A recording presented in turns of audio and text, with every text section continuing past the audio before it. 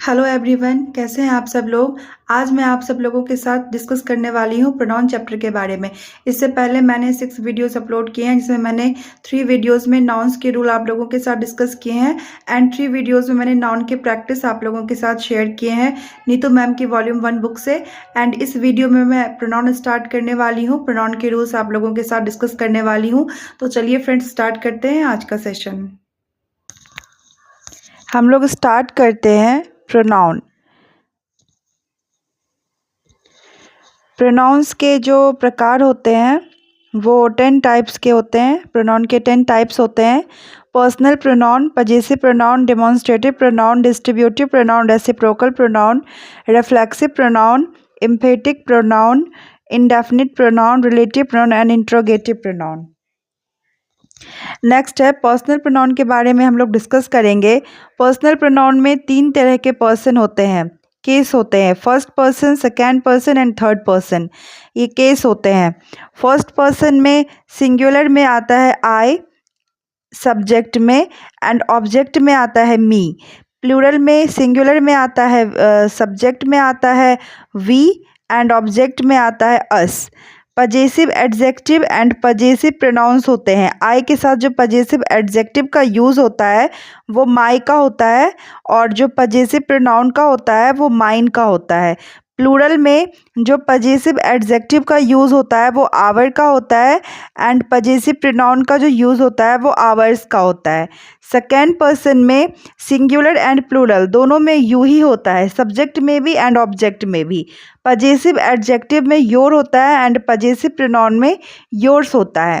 Third person में singular में सी, ही और इट होता है सब्जेक्टिव केस में, एंड ऑब्जेक्टिव केस में हर, हिम एंड इट होता है। पजेसिव एडजेक्टिव में थर्ड पर्सन में सिंगुलर नंबर में पजेसिव एडजेक्टिव का जब हम यूज़ करते हैं तो हर, हिज और इट्स करते हैं, और पजेसिव प्रोनाउन का हर्स एंड हीज करते हैं।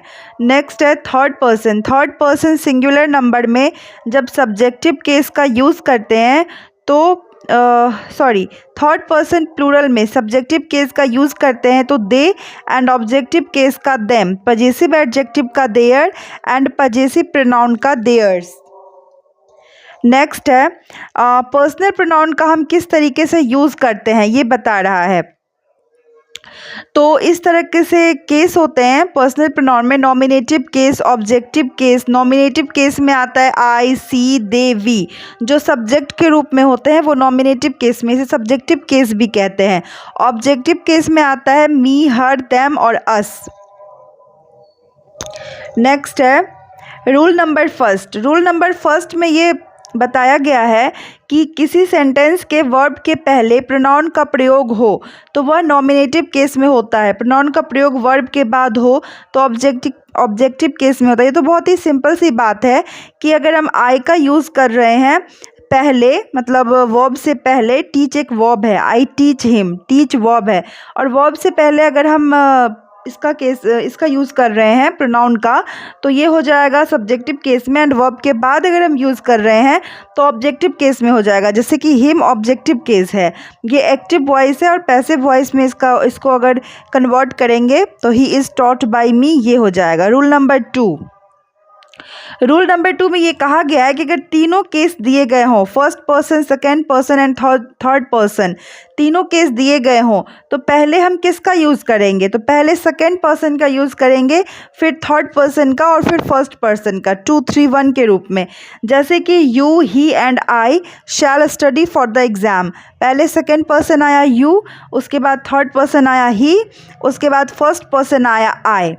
तो ये होता है जब हम पॉजिटिव चीज़ की बात कर रहे हैं। लेकिन जब हम नेगेटिव केस की बात करेंगे ना, जैसे कि किसी का दोष, किसी का मिस्टेक, कोई नेगेटिव सेंस में अगर बात हो रही है तो 1, 2, 3 का यूज़ करेंगे। यानी कि पहले जो है ना फर्स्ट पर्सन का, फिर सेकेंड पर्सन का, और उसके बाद थर्ड पर्सन का। ये रूल नंबर 3 में बताया गया है। नेक्स्ट है रूल नंबर 4 में भी यही बताया गया है कि जब प्रोनाउन बहुवचन में हो तो प्रोनाउन 1, 2, 3 के क्रम में आना चाहिए, फर्स्ट पर्सन फिर सेकेंड पर्सन। अच्छा, जब प्लूरल फॉर्म में होता है ना, तो इस तरीके से हम लोग यूज़ करते हैं, पहले फर्स्ट पर्सन का, फिर सेकेंड पर्सन का और फिर थर्ड पर्सन का। जैसे कि we, you and they should now get down to work. Rule number 5, verbs like between, but, except and prepositions के बाद ऑब्जेक्टिव केस का यूज़ करते हैं। मतलब कि इस तरीके के वर्ब अगर आ रहे हैं जैसे कि लाइक, बिटवीन, बट, एक्सेप्ट, इसके बाद प्रीपोजिशन अगर आ रहा है ना, तो प्रीपोजिशन आ रहे हैं और ये सारे वर्ब आ रहे हैं, तो उसके साथ ऑब्जेक्टिव केस का यूज़ करेंगे। जैसे कि let me do this work, let अगर लग रहा है तो इसके साथ हम मी का यूज़ कर रहे हैं। ऑब्जेक्टिव केस है जो कि आई का यूज़ नहीं कर रहे हैं। नेक्स्ट एग्जाम्पल है there is no problem between C and I. Between C and I गलत हो जाएगा, क्योंकि बिटवीन के बाद ऑब्जेक्टिव केस का यूज़ करेंगे, ना कि सब्जेक्टिव केस का। तो बिटवीन के बाद हर एंड मी आएगा। इसी तरीके से everybody but him was present for the meeting, ये सही होगा क्योंकि बट के बाद हिम का यूज़ किया गया है जो कि ऑब्जेक्टिव केस है। ही लाव्ड एट आई, ही लाव्ड एट आई ये गलत हो जाएगा, ही लाव्ड एट मी सही होगा, क्योंकि एट एक प्रपोजिशन है एंड प्रपोजिशन के बाद ऑब्जेक्टिव केस का यूज़ होता है, ना कि सब्जेक्टिव केस का। नेक्स्ट है रूल नंबर 6, यदि दो प्रोनाउन के बीच तुलना हो, एज या देन के बाद सेम केस के प्रोनाउन का प्रयोग होता है। जैसे कि अगर हम यहाँ पे तुलना कर रहे हैं, first example he is as fast as me, अगर हम तुलना ही के साथ कर रहे हैं तो हम तुलना मी के साथ नहीं कर सकते हैं। ही सब्जेक्टिव केस है तो ऑब्जेक्टिव केस के साथ इसकी तुलना नहीं कर सकते हैं। सब्जेक्टिव केस का तुलना सब्जेक्ट के साथ ही करेंगे, जैसे ही का तुलना आई से करेंगे, मी से नहीं करेंगे। उसी तरीके से थर्ड एग्जाम्पल है I run faster than him, यहाँ पर भी आई का जो ये हो रहा है कंपैरिजन हो रहा है वो हिम के साथ हो रहा है, लेकिन हिम नहीं होगा बल्कि ही होगा, क्योंकि आई सब्जेक्ट है। तो सब्जेक्ट का जो कंपैरिजन होता है वो सब्जेक्ट के साथ ही होता है और ऑब्जेक्ट का कंपैरिजन ऑब्जेक्ट के साथ होता है। नेक्स्ट है यूज़ ऑफ इट है, यूज़ ऑफ इट, इट का यूज़ हम लोग कहाँ कहाँ करते हैं। तो रूल नंबर 1 है इट का यूज़ जानवर, निर्जीव पदार्थ, देश व शिशु के लिए होता है। इट का जो प्लूरल होता है वो दे होता है। जैसे कि America is a developed country, it is a super power. जैसे अगर हम लोग अमेरिका की बात कर रहे हैं कि अमेरिका एक डेवलप्ड कंट्री और फिर इसी के बारे में बात कर रहे हैं, तो 2 बार तो अमेरिका नहीं लिखेंगे ना, इसके साथ जो प्रोनाउन का यूज़ होगा वो इट होगा। तो इस तरीके से हम लोग इट का यूज़ करते हैं। जैसे कि Sri Lanka and Pakistan are developing countries, they are facing internal territories. यहाँ पर में 2 कंट्रीज़ की बात की जा रही है तो इट का यूज़ नहीं होगा, दे का यूज़ होगा, क्योंकि इट का यूज़ तो सिंगुलर नाउन में होता है ना। अगर उसका हम प्लूरल बनाएंगे तो इट का नहीं बल्कि दे का यूज़ होगा। नेक्स्ट रूल है इट का प्रयोग time, day, weather, climate, temperature, distance या अन्य प्राकृतिक घटना को एक्सप्रेस करने के लिए इंट्रोडक्टरी सब्जेक्ट के रूप में होता है। इस केस में इट को एम्प्टी डम्मी इट कहा जाता है क्योंकि इनका अर्थ नहीं होता है। जैसे कि अगर बारिश हो रही है तो इसको हम किस तरीके से ट्रांसलेट करेंगे, तो it is raining, it is winter, ठंड का मौसम है, इट इज़ मार्च, मार्च का महीना है, इट इज़ मॉर्निंग, सुबह हो रही है, इट इज़ 6 o'clock, 6 बज रहा है, इट इज़ मंडे, मंडे है। तो इस तरीके से अगर हम करते हैं तो यहाँ पर मैं जब भी टाइम की, डे की, वेदर की, क्लाइमेट की, टेम्परेचर की, डिस्टेंस की या फिर जो भी प्राकृतिक घटना अगर उसकी बात की जा रही है तो वहाँ पर में हम लोग इट का यूज़ करते हैं। नेक्स्ट है रूल नंबर 3, इट का प्रयोग इन्फिनेटिव और जीरेंट के बदले में भी होता है। जैसे कि it is easy to solve it, it is human to error. It is easy to solve it यानी कि ये ईजी है सॉल्व करना, इसे सॉल्व करना बहुत ही ईजी है, तो यहाँ पे हम लोग इट का यूज़ करेंगे। रूल नंबर 4, इट का यूज़ रूल नंबर 3 में है कि इट का यूज़ इन्फिनेटिव में होता है। इन्फिनेटिव में इट का यूज़ होता है, वो जब इन्फिनेटिव पढ़ेंगे तो पता चलेगा। नेक्स्ट है इट का यूज़,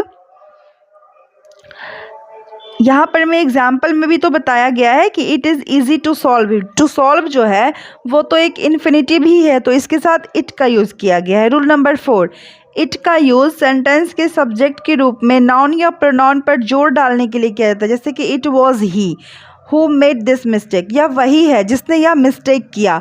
यहाँ पर मैं उस पर में जोर डाला जा रहा है, यानी कि ही पर में जो है ना जोर डाला जा रहा है कि यह वही है जिसने यह मिस्टेक किया। तो यहाँ पर भी इट का यूज़ होगा कि it is he who made this mistake. Next है रूल नंबर 5। इट का यूज़ फ्रेज या क्लॉज को इंट्रोड्यूस करने के लिए होता है। इंट्रोडक्टरी पार्ट के लिए भी हम लोग इट का यूज़ करते हैं, जैसे कि that the record will break today is probable. It is probable that the record will break today. यहाँ पर में एक क्लॉज है that the record will break today. इस क्लॉज को इंट्रोड्यूस करने के लिए सेकंड वाले सेंटेंस में इट का यूज़ किया गया है। Differences between this and it, इस दोनों में क्या डिफरेंस होता है? दिस का यूज़ किसी भी व्यक्ति या वस्तु के नाम, पहचान, परिचय, समीपता आदि का बोध कराने के लिए किया जाता है। This is a book, this is a pen, मतलब अगर हम किसी चीज़ के बारे में बोल रहे हैं तो हम लोग दिस का यूज़ करते हैं। लेकिन इट का यूज़ जो है वो समय, दूरी, मौसम, दिन आदि का बोध, जैसे कि दिस का नहीं किया जाता है इसमें समय और मौसम में, इसमें इट का ही किया जाता है। एग्जाम्पल के लिए it is 10 AM, it is winter, it is night. यहाँ पर में हम लोग ये नहीं कह सकते हैं कि this is 10 AM, this is winter, this is night, ये रॉन्ग हो जाएगा। इट इज़ का ही यूज़ करेंगे, इट का ही यूज़ करेंगे इस तरीके के सेंटेंस में। दिस के बाद नाउन का प्रयोग हो सकता है, क्योंकि दिस यहाँ एडजेक्टिव है। This book is mine. It के साथ जो है ना नाउन का यूज़ नहीं होता है, लेकिन दिस के साथ हो सकता है, क्योंकि दिस जो है ना एडजेक्टिव का भी काम करता है। जैसे कि दिस बुक इज़ माइन, अगर बुक से पहले दिस लग गया तो दिस एडजेक्टिव हो गया। नेक्स्ट है इट के बाद नाउन का प्रयोग नहीं हो सकता है, क्योंकि नाउन के स्थान पर प्रोनाउन का प्रयोग होता है। जैसे कि इट बुक इज़ माइन, ये गलत हो जाएगा। इट इज़ माई बुक, ये सही होगा। इट के बाद जो है ना नाउन का यूज़ नहीं किया जा सकता है। दिस का प्रयोग किसी सिंगुलर नाउन के तरह इंगित करने के लिए किया जाता है जब वो नाउन के समीप हो। दिस इज़ वेरी इंटेलिजेंट, अगर this boy is very intelligent, किसी के बारे में अगर हम बता रहे हैं तो वहाँ पे दिस का यूज़ करते हैं। लेकिन इट का प्रयोग सिंगुलर निर्जीव वस्तु के प्रोनाउन के रूप में होता है। It is a splendid monument, it का प्रयोग हम लोग निर्जीव वस्तु के लिए करते हैं, लेकिन दिस का नहीं। दिस के बाद नाउन का प्रयोग हो सकता है, जैसे कि दिस बुक इज़ माइन, लेकिन इट के बाद नाउन का प्रयोग नहीं हो सकता है।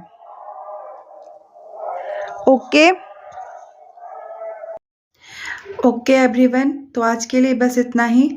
आई होप आप लोगों को समझ में आया होगा जो मैंने प्रोनाउन के रूल्स आप लोगों के साथ डिस्कस किए हैं। तो इसी तरीके से हम लोग प्रोनाउन चैप्टर को पढ़ते हैं। इससे पहले मैंने नाउन पढ़ाए हैं। आई होप आप लोगों को समझ में आया होगा कि किस तरीके से हम लोग रूल्स को रिवाइज करते हैं और प्रैक्टिस सेशन में इसे अप्लाई करते हैं, मॉक टेस्ट में अप्लाई करते हैं। तो इसी तरीके से आप लोग पढ़ते रहिए, मॉक टेस्ट देते रहिए। अगर आप लोग मॉक टेस्ट देना चाहते हैं तो टेक्स्ट बुक से दे सकते हैं, क्योंकि टेक्स्ट बुक बहुत ही अच्छा प्लेटफॉर्म है। और भी प्लेटफॉर्म है, ऑलिव बोर्ड और भी सारे प्लेटफॉर्म है, लेकिन मैं पर्सनली टेक्स्ट बुक से देती हूँ, इसीलिए मैं वही सजेस्ट करूँगी।